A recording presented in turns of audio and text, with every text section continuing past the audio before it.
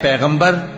جب مومن تم سے اس درخت کے نیچے بیعت کر رہے تھے تو اللہ ان سے خوش ہوا اور جو صدق و خلوص ان کے دلوں میں تھا وہ اس نے معلوم کر لیا تو ان پر تسکین نازل فرمائی اور انہیں جلد فتح عنایت کی اور بہت سی غنیمتیں وہ آئندہ بھی حاصل کریں گے، اور اللہ غالب ہے، حکمت والا ہے۔ اللہ نے تم سے بہت سی غنیمتوں کا وعدہ فرمایا ہے کہ تم ان کو حاصل کرو گے،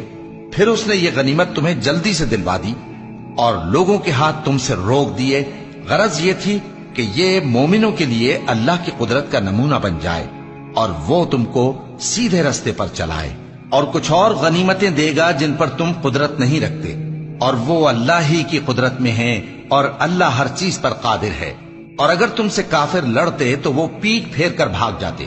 پھر وہ کسی کو نہ دوست پاتے اور نہ مددگار۔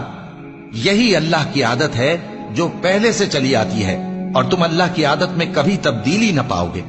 اور وہی تو ہے جس نے تم کو ان کافروں پر فتح یاب کرنے کے بعد سرحد مکہ میں ان کے ہاتھ تم سے اور تمہارے ہاتھ ان سے روک دیے، اور جو کچھ تم کرتے ہو اللہ اس کو دیکھ رہا ہے۔ یہ وہی لوگ ہیں جنہوں نے کفر کیا اور تم کو مسجد حرام سے روک دیا، اور قربانیوں کو بھی کہ اپنی جگہ پہنچنے سے رکی رہیں۔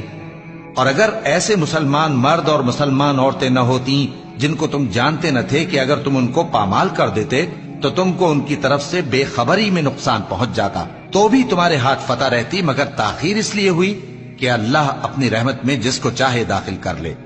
اور اگر دونوں فریق الگ الگ ہو جاتے تو جو ان میں کافر تھے ان کو ہم دکھ دینے والا عذاب دیتے۔ جب کافروں نے اپنے دلوں میں ضد کی اور ضد بھی جاہلیت کی تو اللہ نے اپنے پیغمبر اور مومنوں پر اپنی طرف سے تسکین نازل فرمائی اور ان کو پرہیزگاری کی بات پر قائم رکھا، اور وہ اسی کے مستحق اور اہل تھے، اور اللہ ہر چیز سے خبردار ہے۔ بے شک اللہ نے اپنے پیغمبر کو سچا اور صحیح خواب دکھایا تھا کہ تم انشاءاللہ مسجد حرام میں اپنے سر منڈوا کر یا اپنے بال ترشوا کر امن و امان سے داخل ہوگے اور کسی طرح کا خوف نہ کرو گے۔ جو بات تم نہیں جانتے تھے اللہ کو معلوم تھی، سو اس نے اس سے پہلے ہی جلد ایک فتح عطا فرمائی۔ وہی تو ہے جس نے اپنے پیغمبر کو ہدایت کی کتاب اور دین حق دے کر بھیجا تاکہ اس کو تمام دینوں پر غالب کرے، اور حق ثابت کرنے کے لیے اللہ ہی کافی ہے۔ محمد صلی اللہ علیہ وآلہ وسلم اللہ کے پیغمبر ہیں، اور جو لوگ ان کے ساتھ ہیں وہ کافروں کے مقابلے میں تو سخت ہیں اور آپس میں رحم دل۔ اے دیکھنے والے، تو ان کو دیکھتا ہے کہ اللہ کے آگے جھکے ہوئے سر بسجود ہیں اور اللہ کا فضل اور اس کی خوشنودی طلب کر رہے ہیں۔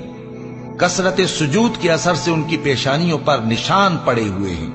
ان کے یہی اوصاف تورات میں ہیں اور یہی اوصاف انجیل میں ہیں۔ وہ گویا ایک کھیتی ہیں جس نے پہلے زمین سے اپنی سوئی نکالی، پھر اس کو مضبوط کیا، پھر موٹی ہوئی، اور پھر اپنے تنے پر سیدھی کھڑی ہو گئی اور لگی کھیتی والوں کو خوش کرنے تاکہ کافروں کا جی جلائے۔